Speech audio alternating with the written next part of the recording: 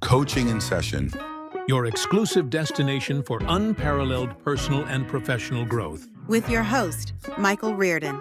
Whether you choose to live within limits or break free, your mindset journey begins here. Welcome, Anna Shilina, to Coaching in Session. How are you doing today? I'm fantastic. Thank you so much for having me here. Today, we're going to be talking about your coaching work, and we're going to be diving into the aspect of limiting beliefs quite a bit today. But before we kind of dive into everything, can you tell us who you are, what you do, and how you help, of course? Certainly, yes. I'm the founder of the Relating Academy and the author of habitfreedom.com. So that's my latest book, Habit Freedom. I've been coaching for 10 years. I started with mindset coaching for entrepreneurs off the back of selling a security business with over 1,000 employees. And then that developed and transformed into then a mental health coaching. I did that for a while. And then relationship coaching and habit coaching. And mostly work with leaders, high performers, high achievers, trailblazers, entrepreneurs, people who are doing like huge things in the world. And it's really inspiring to see how small shifts can help them, unlock even more of their potential and what the impact that they're here to create. Have you always been in the coaching space, or did you fall into it after maybe a 9-to-5 corporate job? Yeah, so I was always interested in personal development. I started going to personal development seminars from the age of 18, and because I went to so many of them, I started to make friends with the coaches and the speakers, and I was like, I could do what you do, and I started to study a lot of the advanced courses that they would teach at some of these seminars. And so it was always like a closet thing, it was like on the side. I did lots of different things. I had a security business, I had an export business, I was in hospitality for 8 years. So I did lots of other things. And then on the side, I was always really interested in personal development, human behavior. And then it was 10 years ago when I sold the security business and then went all into consulting, coaching, speaking, writing. Yeah, psychology is a beautiful thing when it comes to just understanding how the mind works. And it's kind of interesting how many people don't want to understand their mind. It's kind of like, all right, I'm thinking this way. This is just how I'm supposed to think. It's very similar to circumstance, where they look at their circumstance. They say, well, this is my circumstance. I'm poor, I'm middle class, I'm rich. And they don't necessarily think of maybe everything that was there to give them that current circumstance or lifestyle. And when we look at the situation of where people are, when it comes to personal development, at least, people, they say there's room for growth, there's room for possibility. So we want to go on that journey. I think most people, right? They say, I want to change, I want to do good things in my life. And maybe they start, right? They get going, they do what they have to do. January 1st comes along and they say, I'm going to the gym. I'm going to start the diet. I'm going to do something. But then somewhere along the way, they stop. And I wanted to get into our intro conversation of, there are so many people that want more out of life, or they want to accomplish more things, but yet it seems like they always find a roadblock or an obstacle that stops them in their track. Yeah, there's a lot of conditioning and programming that people aren't aware of, right? There's that quote, until you make the unconscious conscious, you call it destiny, and you don't really know what's running the show in your life. And it takes acute self-awareness and like radical honesty with yourself to realize, wait, if I keep setting a goal and then not achieving it, it's not just the surface things. Like things are going on underneath, it's unconscious. I work a lot with inner child healing. So a lot of it is understanding how was the nervous system wired when you were a child? Where are some of these, a lot of the limiting habits and beliefs that people have come from childhood, right? So it's going to the root cause. I'm still amazed how rare it is in psychology and in therapy to do root cause things and inner child healing and parts work. So like the parts that were born and created as a child in childhood to uh, survive in the world, right? So yeah, there's still quite a bit to be developed. But when we do develop that curiosity and we do get the right tools, then like huge shifts can be unlocked very quickly. I just started with a new client recently, and on our second call, she was just like, can it be happening this fast? Like my relationship with my mom is changing. It's like we were supposed to be doing this for 12 weeks. Like, why in week one, like things are already shifting? And I'm like, yeah, because we're going to the root cause. And when you do that, you get quantum shifts very, very quickly. Yeah, it's very similar to if we just use a different analogy, like going to the gym, where you go to the gym and then you feel good. It's like that felt good, right? It's because you're doing something that maybe you always wanted to do or you felt like you needed to do, and you're doing it. And even though the journey might be filled with potholes and thorns and challenges, we can say, you know what, today is good, right? It feels good today. Then tomorrow you feel sore at the gym. It's like, oh man, like I can't feel my legs. Those leg day yesterday. So then now we navigate through that. But eventually it just becomes something that is familiar to us. And many people they fall into that familiar. They fall into this life of, okay, I'm not paying attention to this anymore. So, the client you have, in 12 weeks, today she's paying attention to, the relationship with her mom. But what would happen at 12 weeks or 13 weeks rather? Would she continue that? And, like, what is your process to get people to, do things in the long term rather than just when someone is watching them? I love this question because my intention with all my clients is for them to operate on their own. I don't want them to have a dependency on a coach or on a container long term. And to do that, the most important relationship to cultivate is the relationship with themselves, and for them to respect themselves and trust themselves. So, what often comes up when you say, like, when someone's not watching you, maybe you'll behave differently, is because then we give power to an outer authority more so than we give power to our inner authority. And that often comes from the conditioning from schooling, for example, like the parents and the teachers had the answers. And as a kid, you knew nothing. Whereas now with childhood development, all the studies are showing that kids are much more like aware that they knew that they were right. And so people are starting to give kids more autonomy in that sense, where like they're teaching them to trust their inner authority as well as look to outer authority for guidance. But so programming that inner authority and really learning to trust oneself and respect oneself.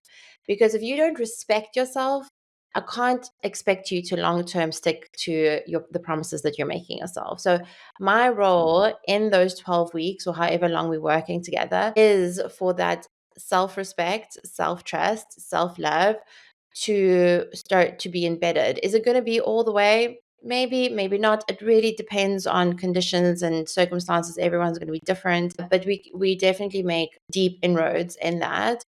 And once that is in, that identity of self-respect and that identity of self-love and self-worth, then the shifts do tend to stick around for longer.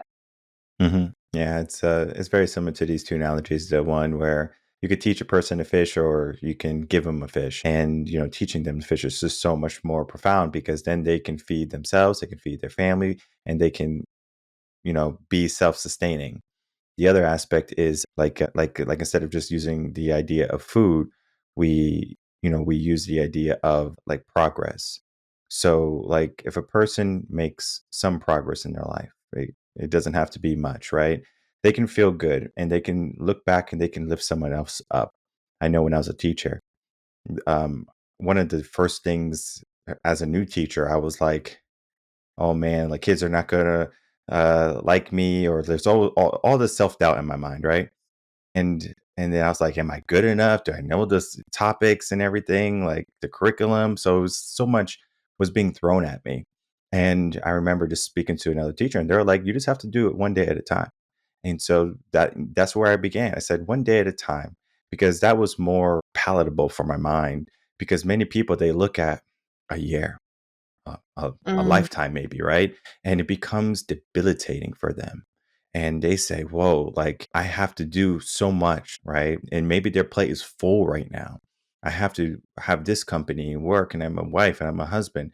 and I'm a parent, and there's just so many obligation. It seems like they have no time to be looking at themselves. Some people even say that it feels selfish to do so. Whereas like it's like I feel bad for looking at what I need rather than the people who look at me for help or look at me for assistance or to take them to school or to make dinner or whatever it be. Like how can people look at themselves as something more of a like a cup or like a fountain where it's if you can fill yourself up, then everyone else can live in your abundance rather than keeping on emptying your cup until you're empty and there's nothing left. Yeah, I work a lot on that where it seems to be an imbalance between the give and the take of life and in relationships specifically as well. And you know what? It comes back down to that self love and self respect aspect that we just touched on.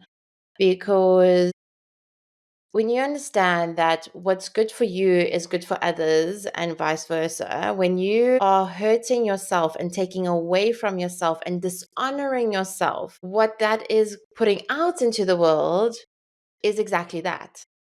It's not, it might on the surface look like generosity or it might look like martyrdom, but in actuality, it's dishonoring what's important to you and not looking after yourself and not giving yourself that love.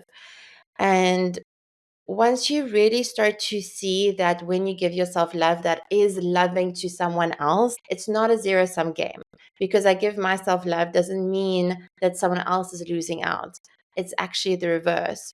And so when I look after myself and fill my own cup, everybody around me benefits. That's when the guilt goes away, and you're not like feeling guilty, and then you really do start to prioritize yourself, and then you start to see the effects and the consequences of that. Because beliefs are, I don't believe we choose our beliefs. We have evidence for the beliefs that we have, so we need new evidence. So if we don't have evidence that when we look after ourselves then other people also benefit, then we're not going to be able to believe that.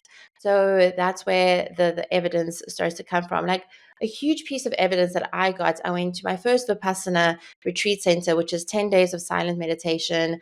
And there's centers all over the world that offers it. And it's actually free to go to these centers. It's incredible. It's very hard. It's 10 days of silence. I came out of that and I just realized how much more loving the people in my life were because of me filling my cup and the love that I gave myself in those 10 days. Now, not necessarily because, but it just my world changed and their world changed from me giving to myself, if that makes sense. And it was just such a stark, like how I left the real world and went into this retreat and how I came back out. And people in my life were like looking after their health more. They were like kinder to each other. And I was like, wow, could it be that when I really look after myself, my mental health, my physical health, my relational health, all these things, that other people benefit? And that has been what I've seen in my life over and over again and my clients. And that's the belief I hold. So yeah, this is just really important to start to gather that evidence for yourself for that new belief. Yeah, I definitely can agree with that. I know when you look at yourself and say, okay, what changes do I need to do? People are paying attention to you, and they might see a small change or a big change, and it could be a good thing too, because they can say, wow, like you're looking good, like you're glowing or something. They might say, right, you're exuberant, you're so much happier. But then sometimes you can have maybe people in your life that could be leeches, right? So maybe you do a good job at separating yourself from these individuals, and maybe sometimes they just kind of fall into what your circumstance was. So maybe you have the same high school friends or the same college friends, and maybe there's some discrepancy in like their or your growth. So maybe they decided to stay here and you said, I'm going to go here. And you keep on climbing. You said, this is my ambition. I'm going to keep on going up. I'm going to keep on changing.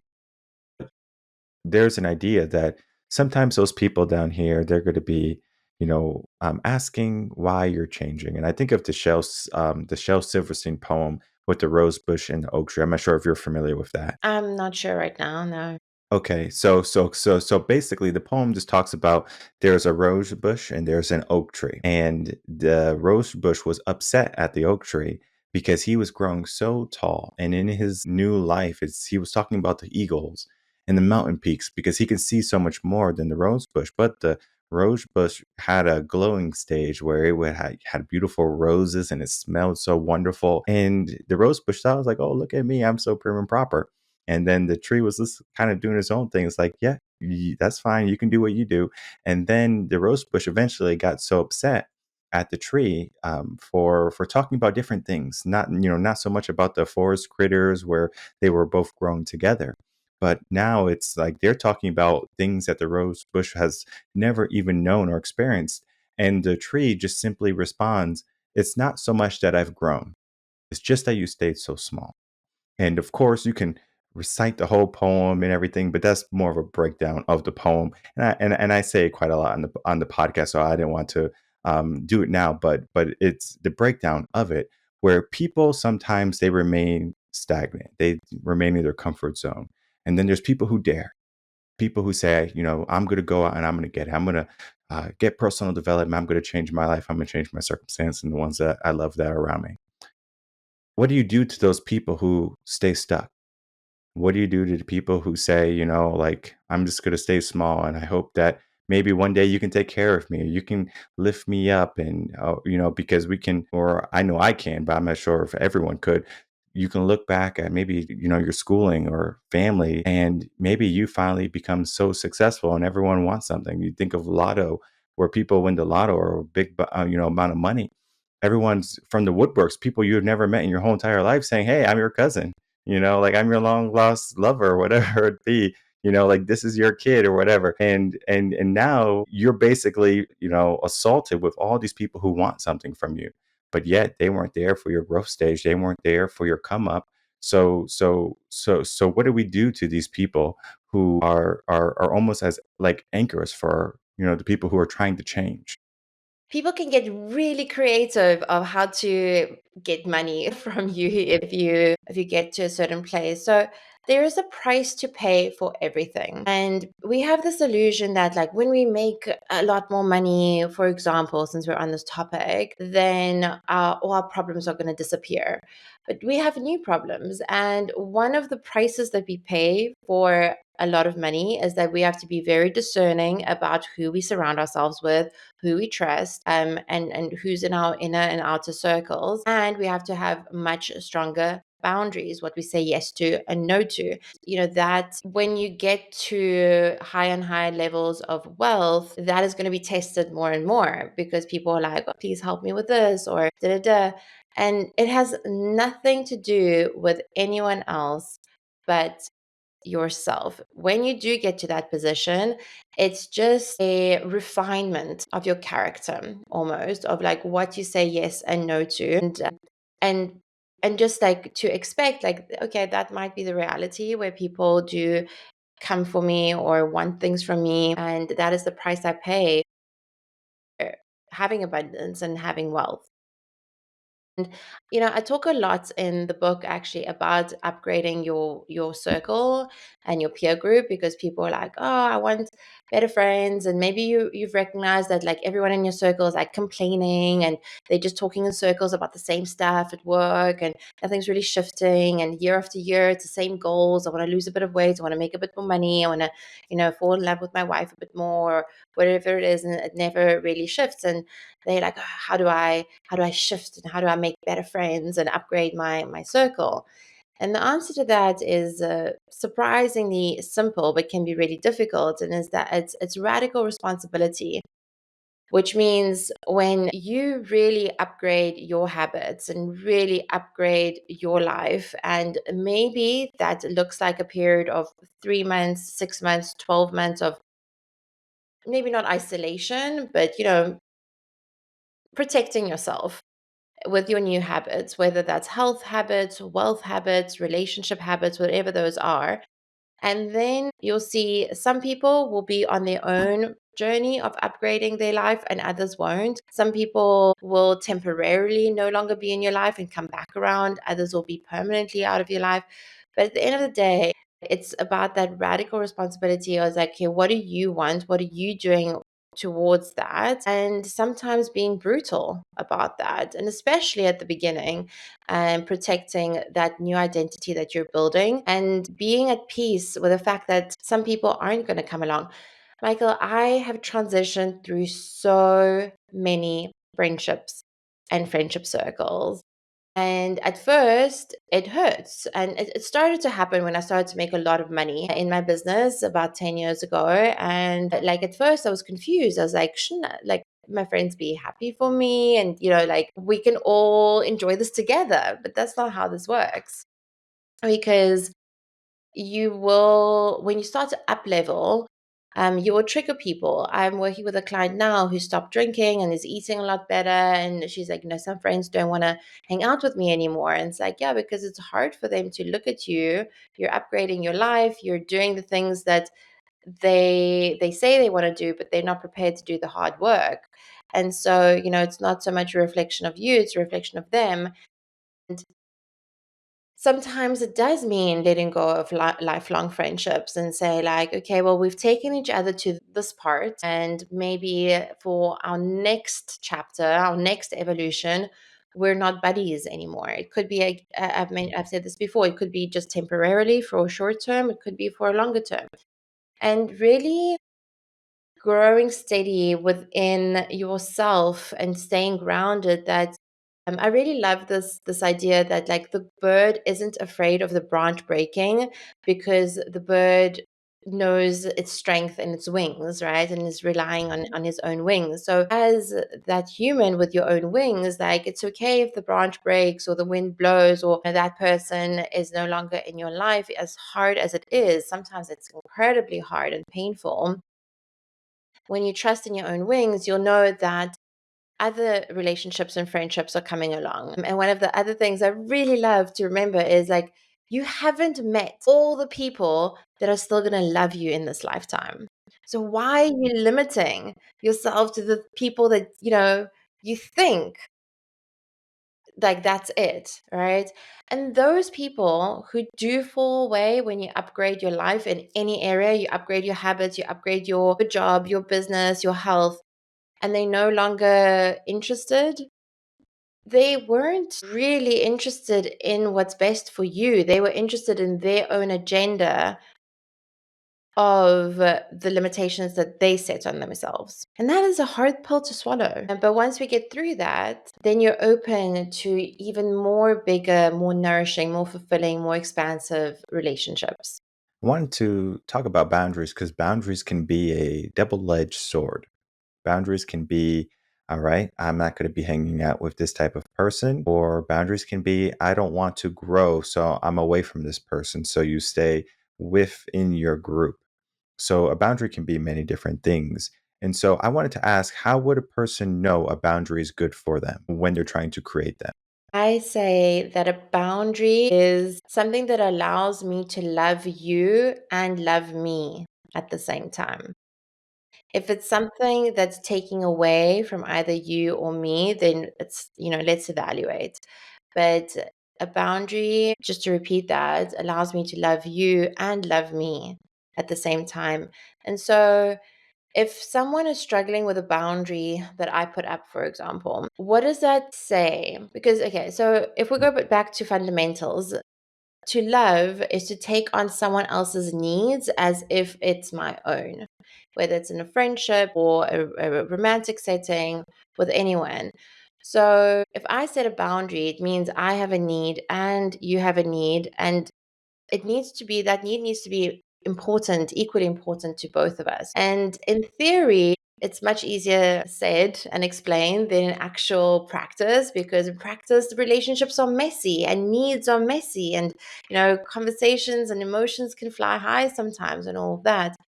At the end of the day, when there's a fundamental basis of respect and love and understanding that for me to love you means your needs are my needs and vice versa, then we celebrate boundaries. Like I remember this one time we were out and about, and a friend of mine brought something up about like a personal matter. It was like about a family thing, and I said, no, this is not the time. Like, we're not talking about this. And I remember how happy that made her. She was like, thank you so much for setting that boundary and for making it clear what you were no longer comfortable with talking about. Like, if we don't do that, then we're not honest with ourselves or the other people in our lives. So boundaries don't have to be scary things. They can be things that we help each other celebrate. And I also there was another conversation I had recently with a friend, and I said, by the way, if this and this happens, if you feel overwhelmed by these types of questions that I'm going to ask, or if I share too much, like, you're welcome to set a boundary. Please do set a boundary. I'm giving you permission to set a boundary. So we can also be that friend. If we have a little bit more self-awareness than someone we're talking to, we can also be that friend that's like, reminds other people, like, boundaries are okay. They're good. They're healthy. They help relationships, right? I feel that maybe people who are scared of boundaries also like scared of like conflict avoidance, or scared of conflict. I have maybe rejection sensitivity and all that. And so when that trigger does come up, one of the other things I like to remind people is that triggers can be medicine. So say the boundary comes up and I get triggered, and then it's my responsibility to look at, this is an opportunity. Or I don't have to, but it's likely going to come up again, because triggers have this very intelligent way of coming up over and over again until we actually alchemize them. So if your relationship with boundaries is kind of like, I don't like them, or they make, like an avoidant relationship with them, or a negative experience of them, then it's an opportunity. It's an opportunity to find out where that comes from, and that's really beautiful, because that helps you evolve when you do look at that. Yeah, it's the idea of change, the evolution process, where some people, they might be gun ho for the change, like, yes, I'm ready for change. And some people are like, well, the familiar feels so nice right now. So why change? Like, I'm not wet. So why would I jump in the pool right now? Sure, if it's a hot day, it might feel good. But if you're doing a cold plunge, now we have a different mindset. We have a different story we're telling us, right? So we're doing the cold plunge for maybe health benefits, right? To increase our blood circulation, to help our focus with our mind. So now we're looking for the benefit, right? But on a hot summer day, it's easy, right? So people love the easy aspect. But then we get into the idea of discipline, the idea of habits, where, when we have to form the disciplines and the habits to help us do the things, right? So the people who get into cold plunges or to do cold baths, they have to say, all right, 3 minutes every single morning, I'm going to go out and I'm going to go in this bath, right? They create the discipline, right? It becomes a habit for them. But when it comes to, so many people, they might say, okay, I'm gonna give myself the discipline. They start, I'm gonna develop the habits to do this, and they start to develop the habits, and something happens, right? Maybe they get an injury, right? They say, oh, I can't do it today. There's other obligations. And, time is probably maybe the biggest excuse for people not doing something. I don't have time, right? I'm sure you probably hear it, like, I can't go to the gym because I don't have any time. Like, where there's no time in my day. But yet, if you want to develop a discipline, if you want to develop good habits, you have to understand time. And so I do want to get into the conversation of, or with you, of discipline, habits, and of course, time usage. All we have is time, and then we fill it. Often it feels like we don't have a choice, like we have all these responsibilities, our calendar is full, and that puts us into a victim consciousness, and into the world is happening at me and not reality is happening for me, right? So there's a mindset shift that's first and foremost going like, okay, if this victim consciousness is not working, where I think that, my day is just filled up, then it's time to step into the creator of my reality type of mindset. And even if I carve out 10 minutes 3 times a week, Like, there's no excuse. And, this is like the typical, like, there's only excuses or results. You can never have both. So which one do you want? And at the end of the day, there's this pain and pleasure balance, like why some people do make the change and why some people don't make the change, and why the change sticks and why it doesn't. Comes down to this pain and pleasure balance, because going to gym and being fit and eating well is painful and it's hard. Feeling sluggish, not having energy, not liking the way you look, not liking the way you feel is also hard, right? So it's like, which hard do you choose? I'm not the first person to say this. And in the Habit Freedom book, I write right at the beginning, I say, if there's one message from this book, it's do the hard thing now and choose your hard. Like, which hard are you choosing actively? Because a lot of people are choosing their hard passively by not going to gym, by not being mindful of what they put into their body is. They're choosing the hard of being not the healthiest version of themselves. And so what if you had to switch it on? It's like, okay, I choose the hard of not giving into sugar cravings. I choose the hard of waking up 30 minutes earlier, or instead of watching TV, going to gym. And so when we really switch on that, I am the main character of my own movie. I want to move out of victim consciousness into radical responsibility. No, not everything's my fault, but everything is my responsibility as an adult. That starts to really, really shift things. And so with the pain and pleasure balance, we have this perceived pleasure. How I came to write Habit Freedom is that I used to drink a lot of alcohol, like daily, for a while, and I was sober curious for about 7 years. I tried to quit, like the conventional ways and on my own and in secret, and then finally I figured out, and that's what all the steps that I put into the book. And one of the habits was with alcohol, and how it worked with my pain and pleasure balance is I had so much pleasure associated with drinking. Like, it would give me so much relief. It would give me an escape. It would be fun. Like, my dopamine would be raised.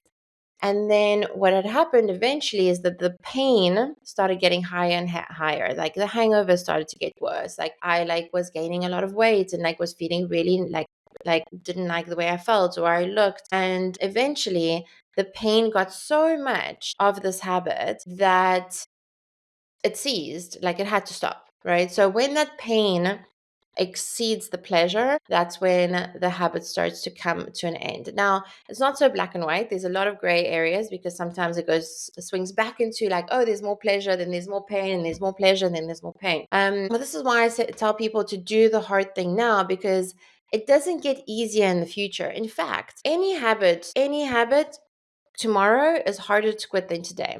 The reason for that is because if you give into your habit today, say eating sugar, right?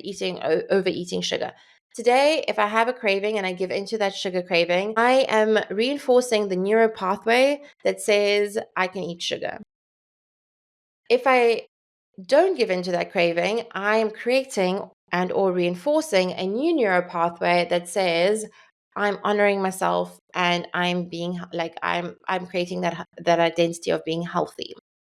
And so these neural pathways get more and more entrenched. And so we say, tomorrow I'm going to start the diet, or tomorrow I'm going to go to gym, or on Monday or in January, or whatever the case, lying to ourselves, because tomorrow is just another today and it's harder tomorrow.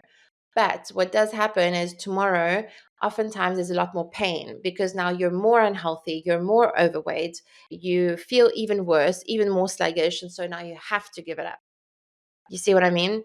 So, like, we don't have to reach that point of pain or excruciating pain to quit the habit, if we just realize that today is the easiest it will ever get to change a habit. I think of the idea like life is a buffet in a sense, where you can get whatever you want that's there. But many people, when they go to the buffet, they overindulge because it's all there in front of them. They have access to everything. So they might start off with a salad, they're being good, and then they see something that caught their eye. So, oh, look, some lobster, some crab, and they say, oh, that looks good. And so they try it, and then they see something else. They say, oh, I got to try that too. And they're so full, and they say, well, they got all these desserts, got to try them all. So they are overindulging.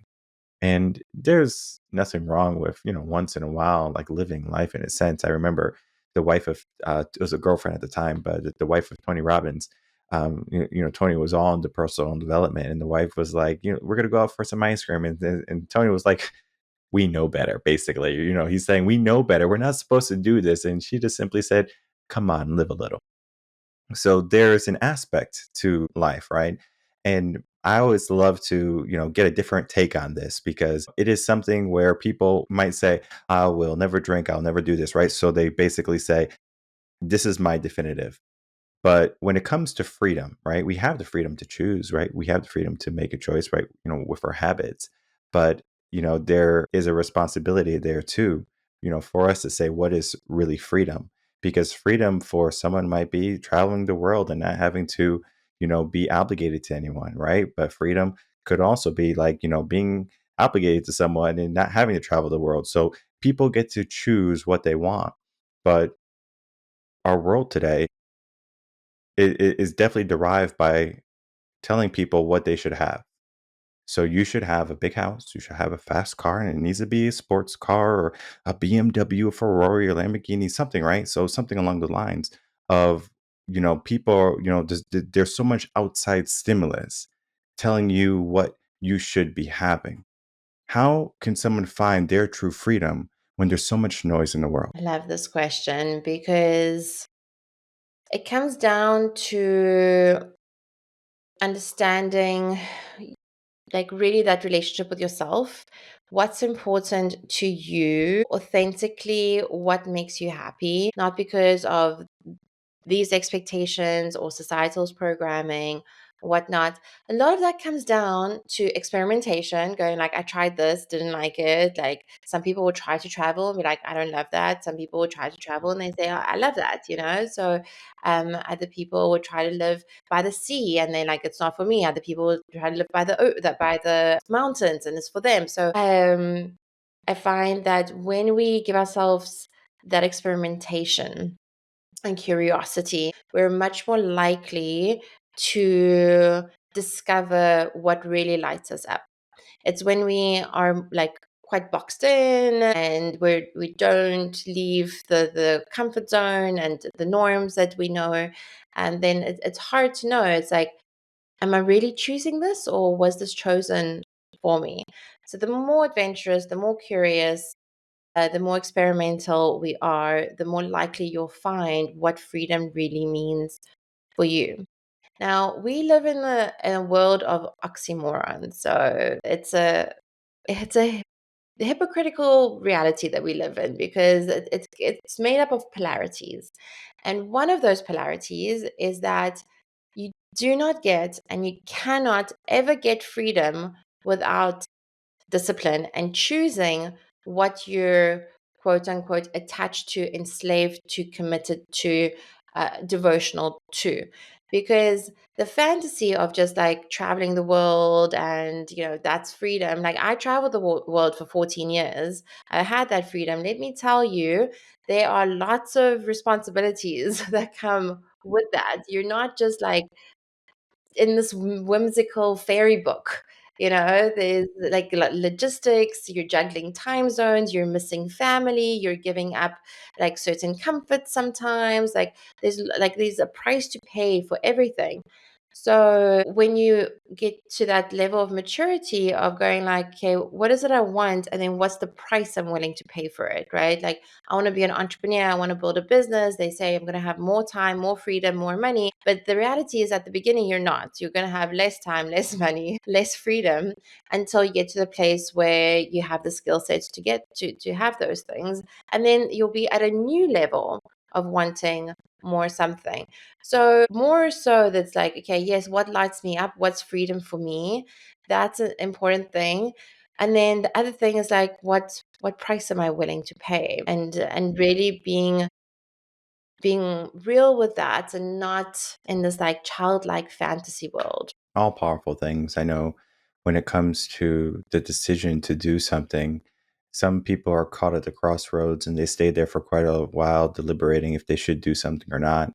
And there's some people who kind of just haphazardly do things and they say, wait, I should have waited or I should not have done that.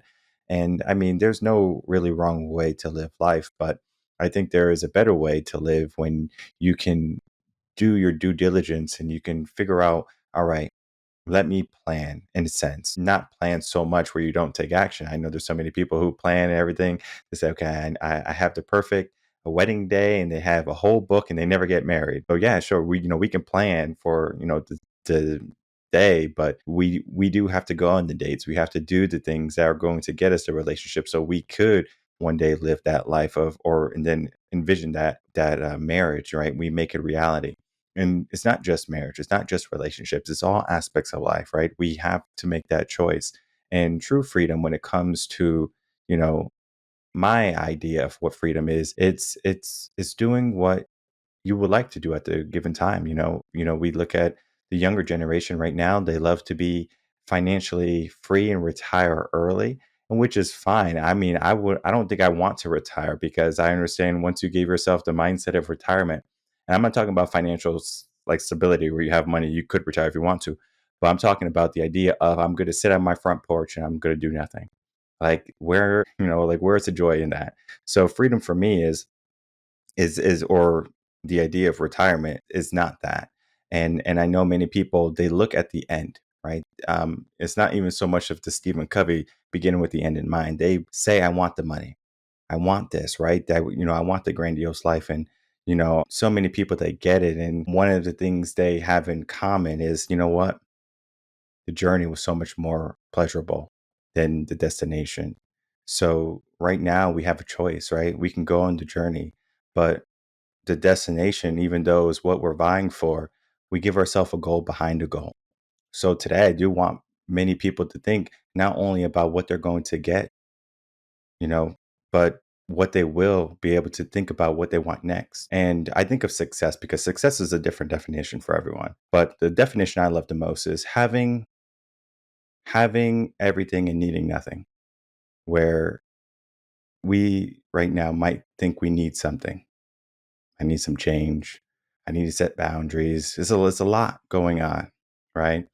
But we can look at what we have right now. The builder who needs to build a house is not going to say, okay, I'm going to build my house with stones, and the only thing they have is wood. Are they going to live under the stars until they freeze to death when winter comes? No, they're going to build their house with wood. So we have to understand where we are today. And the conversation that we had today, and it's definitely one where people can understand, and they can create the acute sense of awareness, saying, okay, where am I? Right. And then we can begin the process. The process might not be straightforward today, right? It might take some time. It might not be 1 week. It might not be 2 weeks, right? It might be the whole 12 weeks. And we finally get close to where we're going, right? And it's so important that we understand that our personal development is a journey.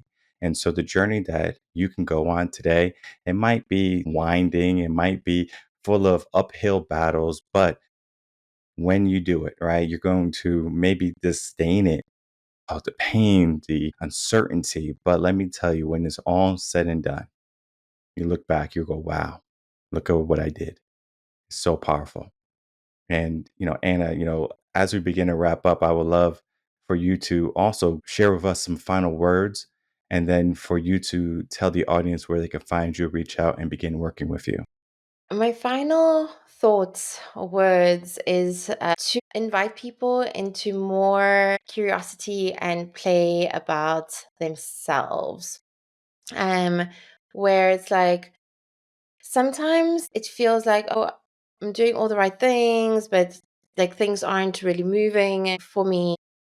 And it seems like all these external factors are to blame, and it's this fault and that fault and everything. And then we forgot to play in all of this, and everything becomes really serious.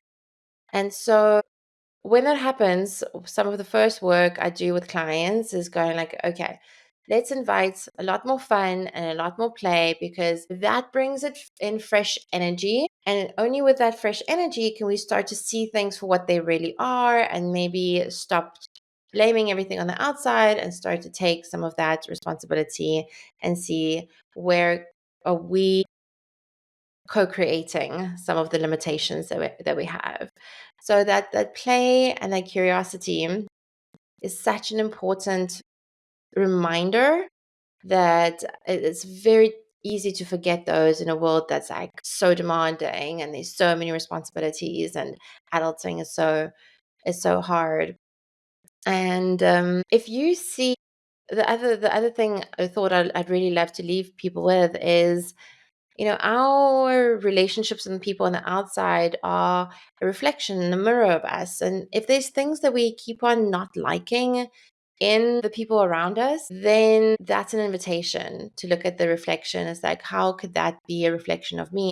The ego doesn't like this, by the way. The very first knee-jerk reaction is like, I'm nothing like that. I'm completely, I'm like this and they're like that. It's the us versus them conditioning that we've had in society that can be quite harmful to relationships. But when we start to see our shared humanity, that, oh, this is a reflection of me. And if this isn't my reality, it means that I have this too. That then starts to open us to compassion for the other person and also for us. And it gives us insight into some of the things that we might not be aware of. And I'll give a quick personal example. I was sharing with a friend, like, I was like, oh, this other friend seems like so miserable these days, and like I don't know how to help them. And then I clicked, I'm like, well, wait, if misery is in my field, if I'm observing misery, then it's just reflection of my unacknowledged misery. And I was like, oh, I didn't know that I had misery too, but thank you for showing me that that was in my field. So that was a reflection. And so instead of judging my friend and going like, oh, I wish she was less miserable, I can just stop being more like I can stop being so miserable. So that curiosity also just goes hand in hand with the radical responsibility, which is ultimately how you're going to change anything. So I write about all of this in my book, Habit Freedom. It's easy to find at habitfreedom.com. There's more information at relatingacademy.com, which is my company. And yeah, at Anna Shilina is my Instagram handle. I welcome all DMs and emails. Connect at relatingacademy.com. So yeah, those are the places that people can find me. Probably the best place is Instagram at Anna Shilina, and then they'll find the link to habitfreedom.com from there. Perfect. And I'll make it easy for everyone. All the links and the websites, of course, will be right down below. So I encourage everyone to check you out, Anna. And it's so important that you realize, what you said earlier is so profound. There's a price to pay for everything. And we have to figure out the budget. So figure out the budget today with Anna. Reach out to her again. A wonderful conversation we had, and I encourage people to, dare greatly, to be, curious, to create that awareness in their life, and then to create the responsibility that their life is in their hands. So thank you, Anna, for coming on, spending some time, and talking about your work today. Thank you, Michael. This has been so delightful. I really appreciate being here.